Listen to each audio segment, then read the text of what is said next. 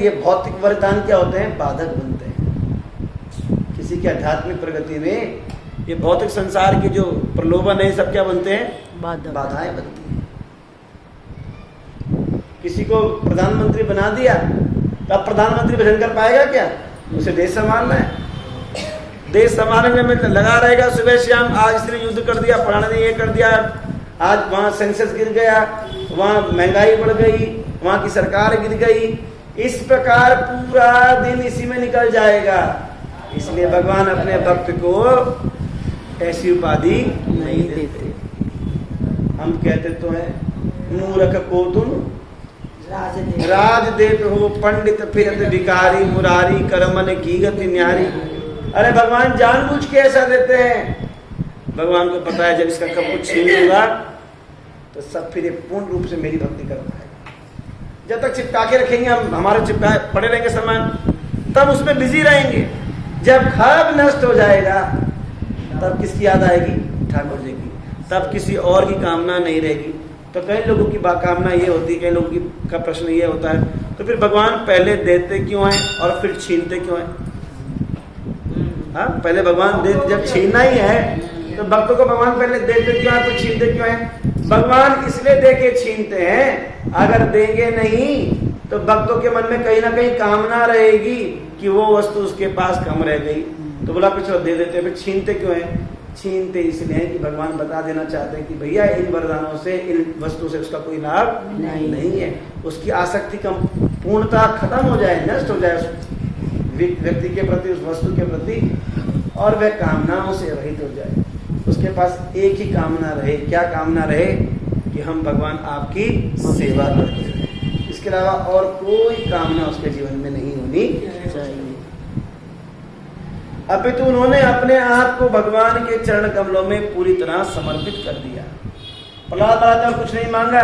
क्या बोला? कि भगवान मैं आपके चरण कमलों में हमेशा हमेशा की सेवा करता रहूं, कभी आपके चरण कमलों को ना छोड़ूं। उन्होंने कहा यदि भगवान की भक्ति में लगा रहने वाला मनुष्य निजी इंद्रिय तृप्ति के लिए प्रार्थना करता है तो वह शुद्ध भक्त क्या भक्त भी नहीं कहला सकता। किसके लिए? निजी इंद्रिय तृप्ति के लिए। अपनी इंद्रिय भोग के अगर भगवान की भक्ति करता है तो वह भक्त नहीं कहलाता। शुद्ध भक्त दूर की बात है, वो भक्ति भी नहीं कहलाता। प्रहलाद महाराज कहते हैं उसे ऐसा व्यापारी भी कहा जा सकता है जो लेन देन का व्यापार में लगा रहता है। मैं ठाकुर जी तुम्हें देता हूं और तुम मुझे दे दो। इस प्रकार जो स्वामी अपने सेवक से सेवा कराकर उसे प्रसन्न करना चाहता है वह भी असली स्वामी नहीं है। उन्होंने इसलिए प्रहलाद महाराज ने भगवान से कोई याचना नहीं की, कुछ नहीं मांगा। और प्रत्युत उन्होंने कहा कि यदि भगवान उन्हें कुछ वरदान देना चाहते हैं तो उन्हें विश्वास दिला दें कि भौतिक इच्छाओं के लिए कोई वर मांगने के लिए प्रेरित नहीं करेंगे। पहले भगवान आप वर देना चाहते हो ना मुझे, तो पहले मुझे विश्वास दिलाओ कि मुझे किसी भौतिक वर मांगने के लिए आप प्रेरित नहीं करेंगे। प्रलोभन नहीं देंगे। काम इच्छाओं के बदले भक्ति का विनिमय सदैव प्रधान बना रहता है। काम इच्छाओं के बदले में क्या मांगना चाहिए? भक्ति मांगनी चाहिए। जो ही काम इच्छाएं जागृत हो उठती हैं, मनुष्य की इंद्रियां, मन, जीवन, आत्मा, धार्मिक सिद्धांत, धैर्य, बुद्धि, लज्जा, सौंदर्य, बल, स्मृति, सत्य निष्ठा सब गायब हो जाते हैं। सब गायब हो जाते हैं। मनुष्य तभी अनन्य भक्ति कर सकता है जब उसके मन की भौतिक इच्छाएं ना हो। प्रहलाद महाराज की अनन्य भक्ति से पूर्ण पुरुषोत्तम भगवान इतने प्रसन्न हुए, फिर भी उन्होंने एक भौतिक वरदान दिया कि इस जगत में पूर्णतया सुखी रहेगी। कौन? प्रहलाद महाराज। और अगले जीवन में वैकुंठ में निवास करेंगे। उन्होंने यह भी वरदान दिया कि मनवंतर के अंत तक इस जगत के प्रहलाद महाराज के बनेंगे, राजा बने रहेंगे। 36,000 और इस भौतिक जगत में रहते हुए भी उन्हें भगवान की महिमा का श्रवण करने की सुविधा प्राप्त रहेगी और वे कलमशीन भक्ति योग द्वारा भगवान की सेवा करते हुए उन्हीं पर पूरी तरह आश्रित रहेंगे। ये सबसे बड़े वरदान भगवान ने दिए। फिर कहते हैं भगवान ने प्रहलाद को उपदेश दिया कि भक्ति योग का यज्ञ क्या करे, संपन्न करे। हे प्रहलाद, क्या करना, भक्ति योग के यज्ञ करना। लोग कौन से यज्ञ करते हैं, कर्म योग के यज्ञ करते हैं, ध्यान योग के लिए यज्ञ करते हैं। हाँ? और प्रहलाद महाराज के कौन से यज्ञ करने के लिए बोला, भक्ति योग, क्योंकि यह राजा का कर्तव्य है। प्रहलाद महाराज ने भगवान द्वारा प्रदत्त सब कुछ स्वीकार कर लिया और उनसे अपने पिता का उद्धार करने के लिए क्या की, प्रार्थना की। ये होता है भक्त। तब भगवान ने तो बाप को मार तो दिया, असुर को, पिता ने तो बड़ा मारने की कोशिश करी, पर भगवान से प्रार्थना क्या करी कि भगवान आप मेरे पिता का भी उद्धार करें। इस प्रार्थना के बदले भगवान ने उसे आश्वस्त किया कि प्रहलाद, जिस परिवार में उनके समान शुद्ध भक्त उत्पन्न होता है, उस भक्त का न केवल पिता अपितु उसकी 21 पीढ़ियों का उद्धार हो जाता है। 21 पीढ़ियां मुक्त हो जाती है। भगवान ने प्रहलाद से कहा कि अपने पिता की मृत्यु के बाद समुचित कर्मकांड संपन्न करे, जो करना होता है सब करे पिता के लिए। तब वहां पर उपस्थित ब्रह्मा जी ने भगवान की अनेक प्रकार से क्या करी, स्तुति की और कृतज्ञता प्रकट की कि उन्होंने प्रहलाद जी को ऐसा वरदान दिया। भगवान ने ब्रह्मा को सलाह दी कि असुरों को इस तरह के वरदान न दे, क्योंकि उन्होंने हिरण्यकश्यप को दिया था, क्योंकि ऐसे वरों से वे आसक्त हो जाते थे। तब नरसिंहदेव क्या हो गए, अंतर्ध्यान हो गए। उसी दिन ब्रह्मा और शुक्राचार्य द्वारा प्रहलाद महाराज को विश्व के सिंहासन पर बिठाया गया। बोलिए प्रहलाद महाराज की जय। स्तुति की लाइन तो गा बेटा। हाँ, स्तुति कर, नारद जी कर रहे हैं भगवान की। हाँ, प्रहलाद महाराज कह रहे हैं, सभी बोलिए, वरम वय एतत्ते, वरम एतत्ते, वरदेशान महेश्वर, वरदेशान महेश्वर, यद निंदित पिता मे स्वाम, यद निंदित पिता मे स्वाम, विद्वांस तेजश्वरम, विद्वांस तेजश्वरम, विद्धाम शार्षया साक्षात्, सर्वलोक गुरुं प्रभु, सर्वलोक गुरुं प्रभु, भ्रातृहेति, भ्रातृहेति, मृषा दृष्टि, मृषा दृष्टि, त्वद्भक्ते, तद्भक्ते, मयि चागवान्, मयि च भगवान्, तस्मात् पिता मे पूये, तस्मान् पिता मे पूहे, दुरन्ता विस्तरादघात्, पूतस्ते पांग संदृष्ट, उत्तस्ते पान दृष्टिते, तदा कृपण वत्सला।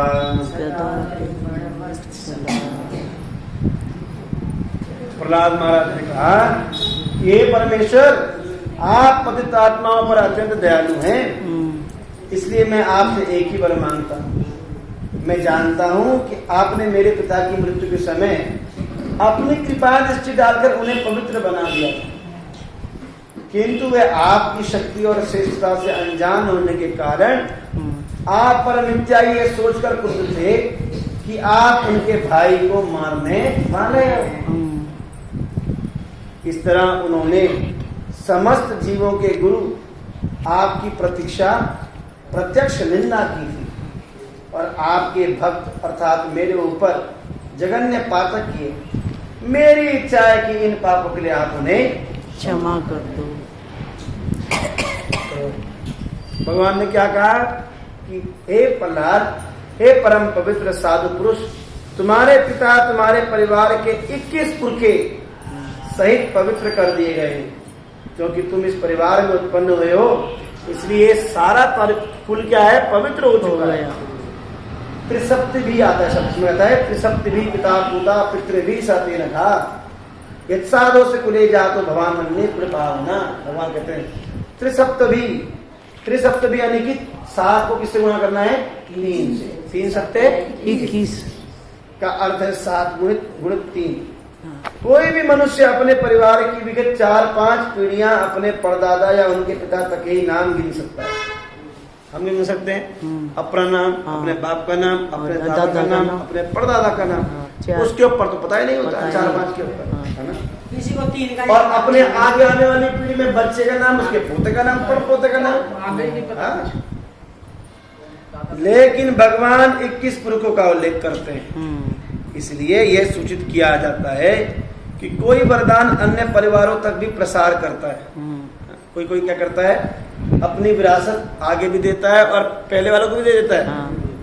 उस समय जिस परिवार में उसने जन्म लिया है उसके अतिरिक्त वह अन्य परिवारों में भी जन्म ले चुका होता है। इस प्रकार जब कोई भक्त किसी एक परिवार में जन्म लेता है तो वह भगवत कृपा से न केवल अपने उस परिवार को पवित्र बनाता है, अपितु उन परिवारों को भी पवित्र बनाता है जिन परिवारों में उसने पहले जन्म लिया था। जिन परिवारों में उसने जन्म लिया होता है उनका भी उद्धार होता है उससे। अपना तो होता ही है, जितने परिवारों में उसने जन्म लिया होता है।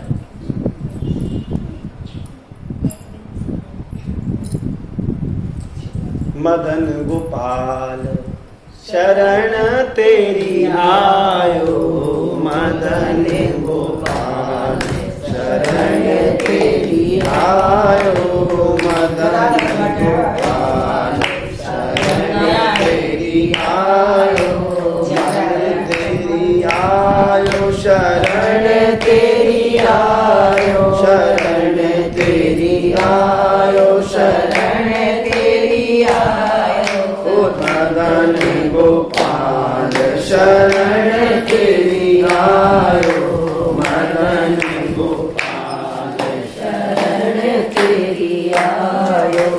चेरो करी राखो घर जायो, चेरो करी राखो घर जायो, मदन गोपाल शरण तेरी आयो, मदन गोपाल शरण तेरी आयो, शरण कमल की सेवा दीजो, चरण कमल की सेवा दीजो, तेरो करी राखो घर जायो, तेरो करी राखो घर जायो, मदन गोपाल शरण तेरी आयो, मदन गोपाल शरण तेरी आयो, धन माता पिता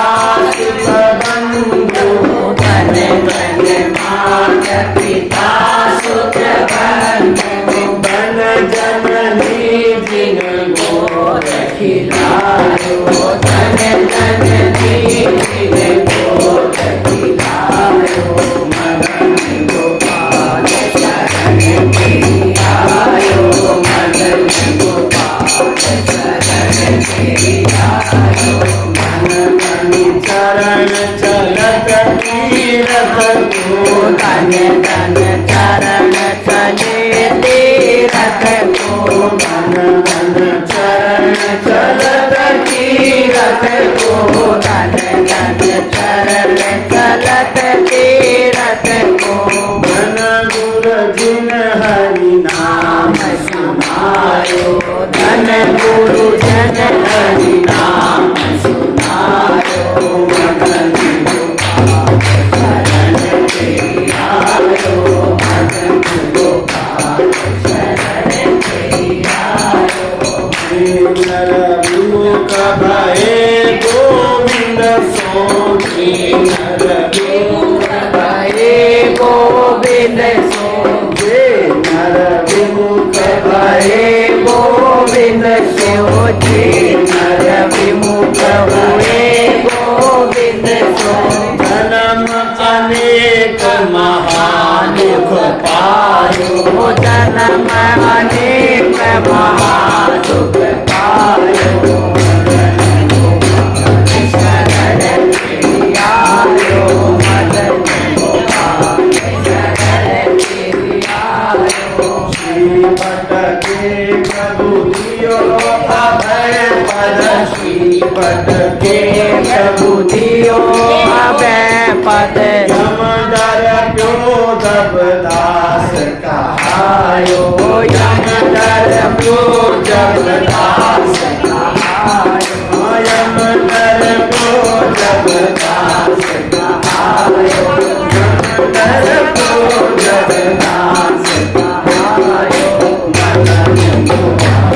शरण तेरी आयो मदन गोपाल शरण तेरी आयो मदन गोपाल शरण तेरी आयो चरण कमल की सेवा दीजो चरण कमल की सेवा दीजो सेवो करी राखो घर जायो तेरो कर राखो घर जायो मदन गोपाल शरण तेरी आयो मदन